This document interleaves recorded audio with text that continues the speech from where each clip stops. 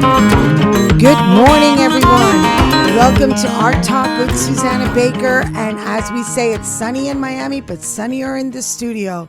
With us this morning, we have an amazing young artist, a name to be remembered, an artist to follow, Arinze Stanley. Good morning. Well, Arinze Stanley has taken a long trip to come to Miami because he's from Nigeria, Lagos, Nigeria. He is an amazing artist. He does these lifestyle, painstakingly detailed, black and white pencil drawings. They're Arinze's paintings. They're 6 feet in height. Some of them are 5 feet in height. They are so detailed. When I first saw Arinze Stanley's work last year for Art Basel, I was so intrigued that I could not believe. I remember one of my friends was saying, "Oh, you got to see this artist's work. I'm so excited. I'm showing them in Art Basel, and they've never left Nigeria, and they're coming." And I said, "Wait a minute. You're telling me this artist has never left Nigeria and is coming to show in our Basel Scope, which is a signature anchor fair here during Miami Art Week that begins the first week of December." And he said, "Yeah, never has." I said, "I got to see his work." And as I see the work, and you could see it also at Arinze, Arinze, and I'm looking at his Instagram, I'm saying, "Well, that's a great photographer." And the friend says, "Nope, those are not photography. That is a drawing." My jaw dropped. I picked it up from the floor and I started to enlarge these photos. And sure enough, I still couldn't believe that they were not photographs, that they were actually somebody drawing with such incredible detail of veins and pores and pimples and sweat. And I could not believe it wasn't a photograph. And sure enough, as I continue to scroll down his Instagram, I see him drawing the blank side of the paper and the pencil drawing sketch of the same piece that I could not believe and for sure was saying this person made a mistake. Arinze Stanley, coming from Nigeria, how did you learn? Did you go to school to learn this? Did they teach you this at a young age? Because you're only 24 years old. Are you 24? Yeah, I'm 24. I'm going to be 25 this year. 24 years old. So when did you start drawing at 6 months old? Yeah. I started drawing when I was about 6 years. My dad owns a factory in Lagos, Nigeria. He makes envelopes and paper products. When I was a kid, I didn't really have much toys, so I like to go to the factory, take some paper, and, make paper planes, draw a lot. So I used to draw a lot. That was my favorite thing to do.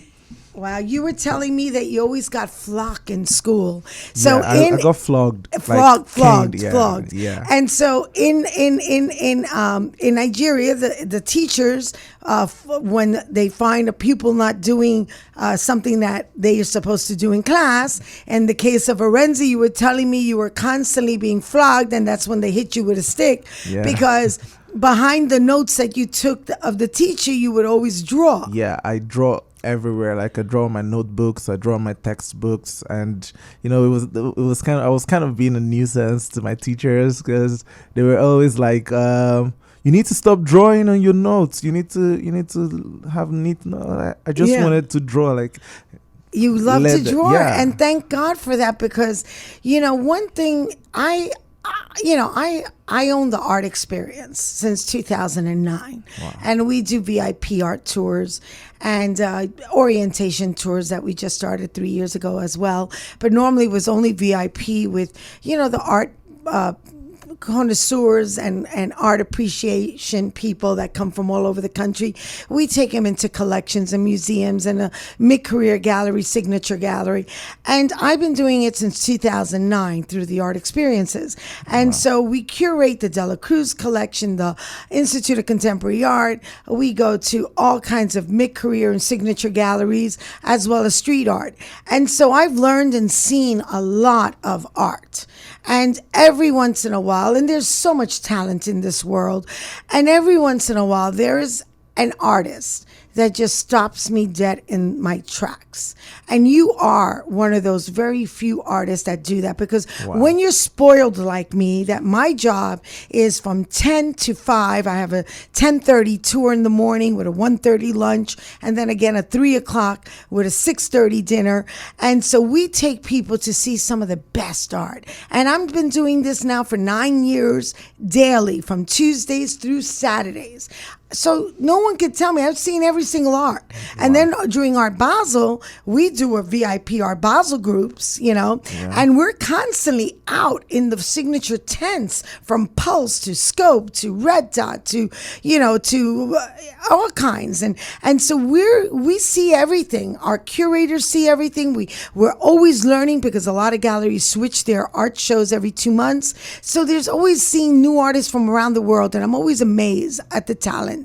Wow. But you are so amazing, because you do something that you're trained as an engineer. Yeah. You've graduated from college, university, from the university, and you served your country, because I understand that in Africa and Nigeria, when you graduate from the university, you must serve your country for 1 year. For 1 year. It's called the NYSC. NYSC. Yes. And what did you do for that 1 year? For a whole year, I went to northern Nigeria, Kaduna, and I taught physics, because I'm kind of very good at physics. Physics? Yeah, I taught physics in a secondary school. There's two things I can never do: physics or draw like you. I got to tell you. But one thing I can do is talk about you, because your work is absolutely amazing. What you do is something that I haven't seen, because it's not just being a good hyperrealist. You're not just a good hyperrealist, not one of the best, I think, that I have ever seen. It's just mind-boggling, because you really believe they're photographs. But you also have a narrative to your works, and you really want to talk about you're dedicated to speak the voices of those that can. Tell us a little bit that drives you when you're doing a painting. First off, I want to share an experience I had when I was in Owerri, Imo State, Nigeria. I was in my school hostel. And I got a knock on my door, and then I opened up, and I saw some military men at the door, and then they told me to come out. And on my way out, I was asking, sorry, is there a problem? And they dragged me out, and they flogged me mercilessly. They flogged me till I had to rush myself to the hospital. And I kept on asking them, what did I do? Like, what did I do wrong? And they were like, that I'm going to know. They're going to take me to I had my sister run out, Faustina. I had my sister run out to my rescue. She had to come out and beg and cry. And, they had to let me go, because when they realized that it was actually a mistaken identity, they just had to let me go. They just apologized. And, military men in Nigeria, they're very, yeah. So they just let me go. And so I went to the hospital. So while on the hospital bed, I was thinking, I can't report the military men to the police. Like, they're like the highest military, Who am I going to report the military men to? Who am I going to sue? Like, who am I going to... You don't get those kind of opportunities there in Nigeria. So I thought deeply. This happened around 2012, 13. I just started drawing. And I used to like to draw for fun. So, after this incident happened to me, it dawned to me that, look, I'm very limited to opportunities on how I can express myself. I need to use my art to speak about things that people are going through. I need to use my art to speak about issues that actually count, because it's like a louder voice for me. It's like the inner voice, but it's louder than my normal voice. It's something that can reach out and connect to more people. So since then, I started using my art to, speak about issues like mental health, racism, political issues, and, sexism, and then how, especially in Africa, where I'm from, there is a lot of issues about feminism. There's a lot of issues about sexism, and how women are being maltreated in Africa. And I feel like I could make a difference with my art by just doing it. And you have. I mean, you have, because coming from Nigeria, and the first time in the United States which was last year for Art Basel 2017, you were taken to Scope and you showed some of your work, and I believe a white lady bought a major piece of yours, which is called Black Noise. No, Is that wailing, wailing, and wailing. Wailing, and wailing, which is four of the same men, right? Three men, wailing, and wailing, and it's three men, and they have this bondage tape around them and a barcode on the bottom. And so when you explain that piece where wailing, and wailing, it's about the slavery that's still happening today as the migration of Africans leaving Africa to go to Europe and other countries. A lot of people are going through terrible times in Africa. So they are looking for greener pastures. They want to migrate to Europe. So they don't have enough money to migrate. So they go meet people that can sneak them into Europe. And, along the line, they get intercepted and sometimes are captured and sold as slaves. And so they're sold as slaves today in 2017, which is so sad. In 2017, 2008, it's still happening. And that's why you had the barcode, like they're like products. Yeah, you see the barcode on the drawing there. It kind of symbolizes how people are being regarded as products, which is very bad. And I feel like you see three people. These three people I put three people there symbolizing they represent one person. They represent an entity. That's the body, mind, and soul. So how can you consider the body, mind and soul of a person as a product? How can you limit a human being to being a product that can be sold and bought? That is terrible. It is terrible. But something that's wonderful is your work that speaks the voices of so many people that can't speak. And you open the eyes, and you do it in such a beautiful, humble way, but a powerful way, because you really believe they're photographs when you're looking at them. And when someone tells you it's a pencil drawing, you can't believe it.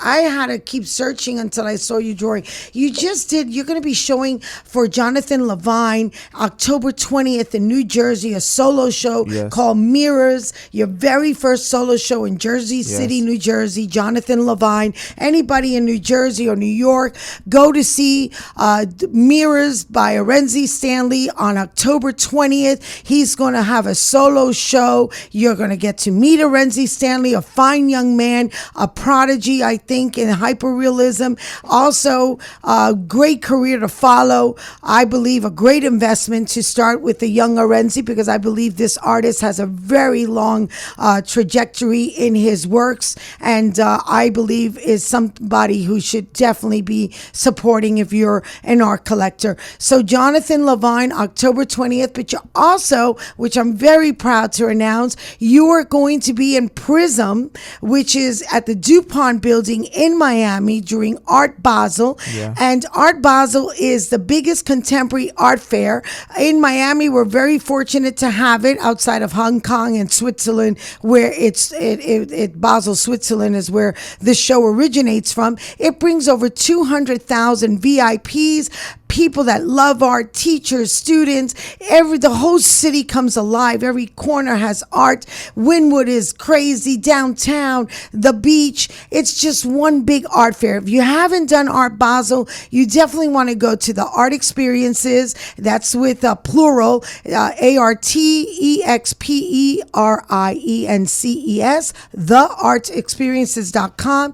Check out our Art Basel itinerary. We'll be posting announcing it next week. We're going to be adding Prism Art Fair to this year because Arinze Stanley will be showing at Prism from December 3rd through the 9th at the DuPont building downtown. A shout out to Michael Solomon for doing an amazing show, bringing these voices of the African diaspora to come alive and to speak to all nations and all religions and all faces, because that's what art does. Art is a universal language, just like music. It combines, it unites us, it evokes a conversation, it tugs at a dialogue, at a narrative of so many people that we don't realize how fortunate we are in America, how so many people today in 2018 are being sold as slaves. And artists like Arinze Stanley, a young man, only 24 years old, brings this mature body of work with these amazing narratives. I mean, the one with the glasses, with the woman with the short hair, it's a beautiful photograph. That drawing is one of my most, one of the drawings I love the most. The name is Ibilidi. I made this piece when I was in Kaduna. And I was attacked by the village I was serving in was attacked by Fulani herdsmen. So I had to run away with my works with the other coppers, and I had to create this work because I saw how the women took charge of everything that was happening there. So I felt like I need to represent women in a very, very strong way. So if you go on my Instagram page, you're going to see Ibilidi. So that piece, it's a beautiful piece. And his Instagram page is at Arinze, ARINZE. And you could also go to Art Talk with Susana Baker on Facebook.